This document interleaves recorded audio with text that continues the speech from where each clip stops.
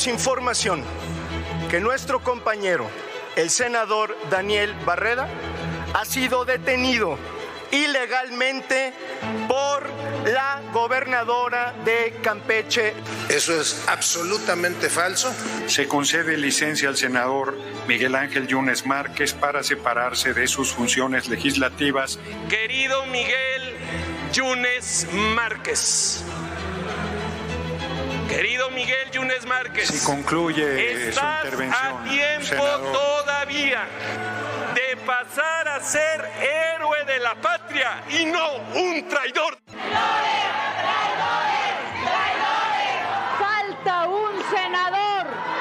Secuestraron a un senador. Es correcto. María Lili del Carmen Telles García está en el uso de la palabra. ¡Supo leer, bellaco, por fin! La reforma va. La reforma va. Y con el permiso de todas y todos. 86 votos a favor, 41 votos en contra y 0 abstenciones, por lo que se reúne la mayoría calificada.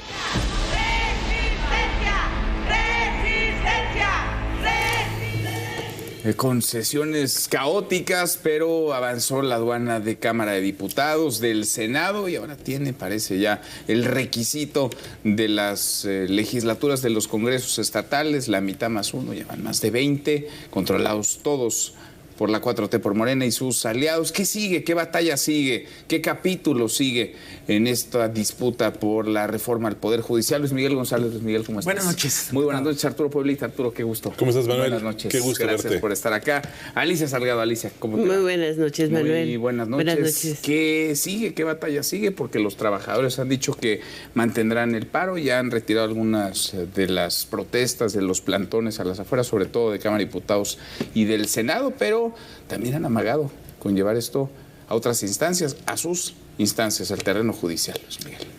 Está la batalla legal y luego tenemos algunos contrapesos que aparecen, yo diría todo lo que tiene que ver con lo económico, instancias como el TEMEC, que dicen la reforma en los términos que está, más las reformas que están planteadas, cuando menos generan condiciones para que nuestros socios comerciales reclamen, y nunca se puede hablar de los mercados como un contrapeso en el sentido de que la política tiene contrapesos, pero también dan avisos.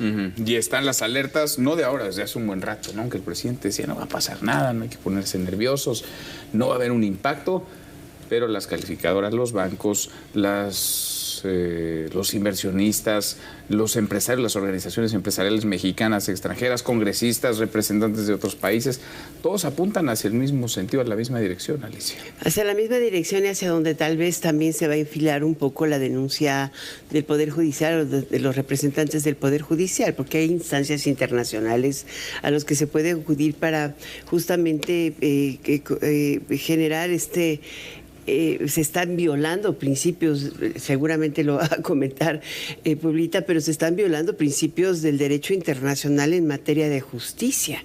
O sea, no, tú lo que tienes que garantizar como país y además signante de estos compromisos es que un ciudadano pueda acudir ante un juez en circunstancias iguales para todos y que ese juez responda específicamente a una práctica judicial, no necesariamente a un tipo de aspiración política.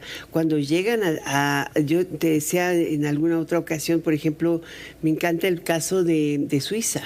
Pues los partidos políticos proponen a esos jueces, pero son jueces locales, son jueces de cantón, como le llaman allá. Y no solamente tienen que pasar las pruebas judiciales a través de los colegios judiciales, sino tener una práctica de 12 años para poder contender en un juzgado. Y además, durante ese juzgado se tienen que mantener 6 años y volverse a someter a la elección popular, pero de la zona donde tienen que estar juzgando. Acaban a necesitar 5 cartas de recomendación. No, pues traen 6,000 puestos de elección popular, multiplica 6 por 3, 18,000 personas para votar, pero ¿cómo vas a saber si realmente tienen el currículum, la preparación? No es que salgas de la escuela de Derecho y te vayas a la práctica para juzgar. Tienes que tener la preparación para hacerlo. Ese es el tema. Ese es uno de los temas. A ver, decía Ricardo Monreal hoy que esto está blindado, que no hay manera de entrarle por ningún lado, que no resiste ningún tipo de señalamiento, que soporta, digamos, la reforma, lo aprobado, cualquier tipo de recurso jurídico ilegal. Pero la ministra presidenta Norma Piña, sin pronunciarse más a fondo, no puede hacerlo, pero hablaba de que hay un camino jurídico, una ruta jurídica que todavía podría estar en curso. Claro, ¿Cómo lo ves? Y hoy sucedió un tema muy importante. Hoy salió ya un comunicado de prensa de la Comisión Interamericana de Derechos Humanos, que es un órgano de la Organización de Estados Americanos, de la OEA, que está facultado y es el primero que tiene que conocer de posibles violaciones graves de derechos humanos y que es la antesala para después de ahí pasarse a la Corte Interamericana. El sistema interamericano tiene un problema que es lento, pero existen algunas medidas cautelares que pueden ser dictadas desde la Comisión, que pueden ser dictadas desde la Corte Interamericana para que se mantengan las cosas.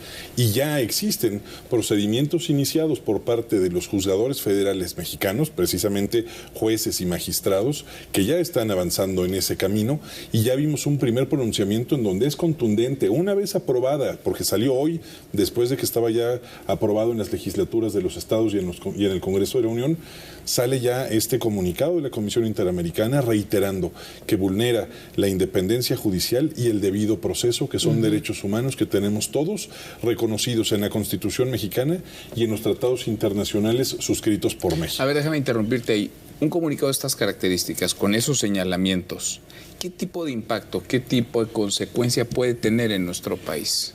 En este momento es una cuestión meramente política, es un primer aviso que se está mandando, es una primera, digamos, notificación pública, no es un documento de carácter oficial, pero nos puede ir marcando la ruta de hacia dónde puede llegar esto. Dice el presidente de la Cámara de Diputados, o el coordinador de la bancada mayoritaria, Monreal, que esto está blindado. Lo mismo dijo también la presidenta electa, que esto está completamente blindado, que no hay manera de echarlo para atrás. Pues la realidad es que no es así. Actualmente existe la posibilidad de que puedan presentarse por parte de los partidos políticos, porque esta reforma tiene tintes de carácter electoral. Lo pueden presentar los congresos de los estados, las legislaturas de los estados que consideran que esto viola la Constitución, porque también con la reforma se trastoca. Con una sola, pienso en Querétaro, por ejemplo. A ver, en Querétaro se rechazó. Podría presentar la suya. Podría, con una sola, pero con una sola se puede dar entrada a este asunto. ¿Qué es lo que puede suceder aquí? Lo que puede venir es suspensiones. La Suprema Corte puede llegar a determinar que se suspenda la entrada en vigor de la norma hasta en tanto se tome una decisión de fondo. Al mismo tiempo pueden venir avanzando los amparos que van a estar presentando juzgadores federales, trabajadores del Poder Judicial Federal, trabajadores y juzgadores de los tribunales de justicia locales que también se van a quedar sin empleo, pero también cualquier otro ciudadano que considere que con esta reforma se vulnera. Pero esto va a terminar en la Corte. Esto va a terminar en la Corte. A ver, decía el presidente, con un mensaje dirigido a la Corte, que sean prudentes y que no se metan en arenas movedizas. Eso decía el presidente López Obrador, por supuesto que había destinatario para ese mensaje. Es que escucho a Arturo, escucho a Alicia y digo, está esta parte de, no sé si es corto plazo, pero lo que es lo inmediato jurídico. Veo del otro lado la inquietud de algunos que han llegado con el equipo de la próxima presidenta y han recogido esto de, bueno, espérense a las leyes secundarias. Hay un reconocimiento que como está, suponiendo que estuviera blindado, requiere cambios, requiere ajustes para no generar pánico o nerviosismo. A ver, sí, hay quienes le apuestan a las leyes secundarias, hay quienes mantienen la esperanza en las leyes secundarias, pero no parece haber demasiados elementos para pensar que en las leyes secundarias se va a matizar esto. Se han empujado. Si las modificaciones que se hicieron en Cámara de Diputados fueron para radicalizar la propuesta enviada por el presidente López Obrador. Totalmente. Y creo que en ese sentido, digo, está el camino legal y está, yo diría, el choque con la realidad. ¿Cómo se va a implementar? Mientras se implementa, ¿cómo va a funcionar la justicia? Y por otra parte, que creo que es un tema que se refleja parcialmente en el tipo de cambio, ¿cuál es la relación entre este cambio radical del sistema legal y el funcionamiento de la economía, incluyendo la capacidad de competir y de atraer inversiones? Sin duda, porque va junto con pegado, nada más. A ver. El respeto de los contratos, ¿no? Por supuesto. O sea, ¿ante quién me voy a poner a defender un contrato? Oye, con la revisión del TEMEC a la vuelta de la esquina, déjenme ponerle otro ingrediente. Pues me cambias las reglas fiscales, me cambias las reglas de competencia, me vas a cambiar todas las reglas de conexión o conectividad de redes. López Obrador en que el año pasado hubo récord en la inversión extranjera y que este año va a haber récord y que no hay nadie que esté deteniendo sus inversiones, que al contrario, que somos un país que está atrayendo un montón de capitales y que no hay nerviosismo, que los inversionistas están dispuestos para... Un solo dato. El año pasado la inversión creció 14%. Ajá. Este año solo crece 1.4%. 1.4. Entonces, sí hay un cambio en el volumen general de inversión. 2023 fue un año muy bueno y 2024 es un año que queda de ver. Pero entonces, ¿hay inversiones detenidas por este tema o no hay inversiones detenidas? Sí, sí hay. Digo, la verdad es que hay inversiones, lo que ellos contabilizan son inversiones anunciadas. Anuncios de inversión, no anuncios de ejecutar. ¿Dónde las ves? En la balanza comercial, en la balanza de cuenta corriente. Y la balanza de cuenta corriente al último de junio, que la dieron a conocer el 27 de agosto, una cosa así, es la última que tenemos, trae un crecimiento de 1.63%, son 28 mil millones de dólares. Pero de esos 28 mil millones de dólares traes casi 87% de reinversión de utilidad. Eso quiere decir que las que están siguen apostándole a México, porque también no es lo mismo traer nuevas que expandir planta. Y expandir planta es mucho más fuerte porque ya está aprobado el mercado, tienes la posibilidad de expandirlo. Pero esas son las voces que más se han levantado en contra de la reforma, como las empresas globales, ¿no? Como las integrantes de la American Chamber, como las integrantes de la Cámara Alemana de Comercio, como las integrantes de la Cámara Canadiense, no nada más los integrantes del TEMEC. México tiene 12 TEMECs, digo, no TEMECs, 12 tratados de libre comercio y tenemos 23 acuerdos de inversión recíproca. En consecuencia, no es tan fácil decir que no se metan, esto es soberano. Porque no es un tema de soberanía. No, nada más son los señores o las señoras con su dinero y su capital, es lo que implica ese dinero, esa inversión. Es un tema de igualdad ante la ley, ante los ojos del mundo. Porque México apuesta a ser global, apostó a ser global. Este gobierno también. Como decía Marcelo Ebrard, somos, como dijo, investment friendly. ¿No? Somos un país investment friendly. Por cierto, ¿les pareció curioso que Marcelo Ebrard pidiera licencia como senador para no votar la reforma al Poder Judicial? Digo, es el próximo secretario de Economía. Es el hombre que se va a tener que sentar con los inversionistas. Que tiene aspiraciones presidenciales. Que tiene aspiraciones, que probablemente participe en la revisión del TEMEC y decide, es el único legislador de Morena que pide licencia. Tan curioso como que se enfermó Olga Sánchez Cordero, la única cosas legisladora. Cosas curiosas pasan, ¿verdad? Sí, hubo una epidemia de cosas curiosas. Sí, bueno, hubo un milagro médico. Miguel Yunes Márquez, que estaba gravemente hospitalizado, volvió muy sano. Y el padre tuvo un derrame cerebral que le permitió que no ser juzgado hace 2 meses. Imagínate. No, pasan unas cosas extrañísimas en esta Pero muy bien. En esta nueva realidad. Entre la enfermedad y la política. Pero entonces, a ver, está el terreno legal, por un lado, está el terreno de lo económico, por el otro, y el terreno de lo político. Porque al presidente le restan 19 días y quizás sea una película distinta a partir del 1 de octubre. Creo que hay una fuerza política que por el momento se sienten imparables y es avasalladora, difícilmente se puede contener. Pero yo creo que ahí es en donde puede tomar un camino diferente lo que viene. Va a salir el presidente de la República, tendrá que llegar la presidenta Sheinbaum y tomar el control de las cosas y empezar a capotear los problemas que se puedan venir gestando más allá del tema de la reforma. Y yo creo que en el tema de la batalla legal, en la batalla jurídica, pues ahora viene una arena en donde el Poder Judicial conoce de lo que se está tratando y además este tipo de comunicados que hacen la relatora especial de la ONU de independencia de jueces y abogados ha estado volcada en este tema y ha estado muy presente hablando del tema y es su principal preocupación hoy en día. La Comisión Interamericana de Derechos Humanos. Lo que puede suceder es que si la Suprema Corte termina emitiendo resoluciones que respalden que esta reforma es inconstitucional, lo dijo cuando estaba haciéndose la encuesta para ver si se juzgaba a los expresidentes.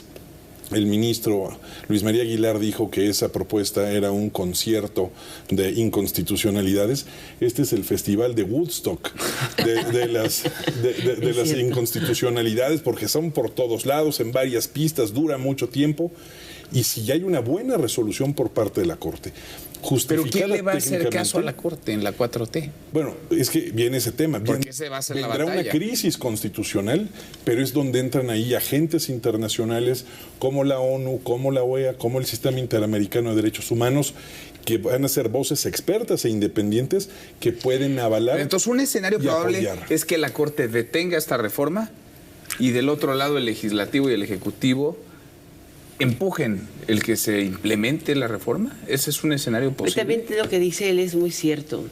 Hay mecanismos importantes que no estamos tocando, ¿no?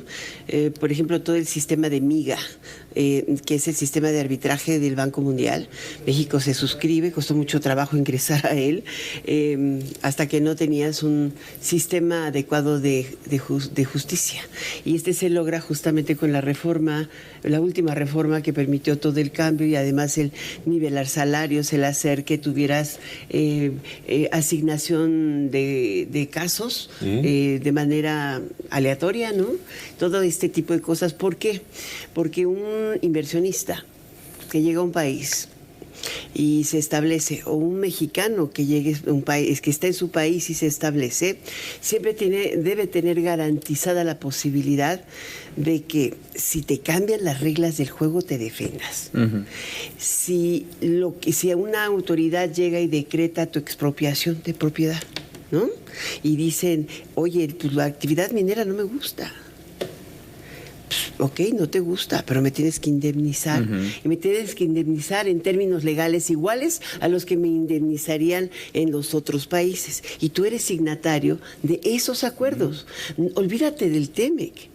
Es el MIGA, ¿sí? ¿No? O es el mecanismo de arbitraje internacional. Estos mecanismos están perfectamente regidos por la Corte Internacional de Justicia. Y una declaración como la que él está apuntando te arma perfectamente el camino para llegar ante la Suprema Corte. Si la Suprema Corte dice, este país no tiene condiciones judiciales adecuadas, la Corte Internacional de Justicia lo hace. ¿Cuántas veces? ¿Con quién lo ha hecho? Lo ha hecho con Rusia ya. Sí. ¿No? Entonces, ¿qué implica bloqueo? Sí, claro. Pero, a ver, yo creo que hay un escenario, no sé si más directo, pero es Estados Unidos no se va a esperar al 2026 a la revisión. Están los congresistas de Estados Unidos. Es previsible que a esta nueva actitud, a este nuevo activismo de Estados Unidos, venga una reacción nacionalista, pero Estados Unidos ya se metió en el tema, probablemente porque están en la competencia presidencial, no le han dedicado la atención que tendrá después, pero yo no creo que vayamos a esperar a 2026, no me refiero a la vía legal, sino a vía diplomática, embajadas, etcétera. Pero estamos lejos del final todavía.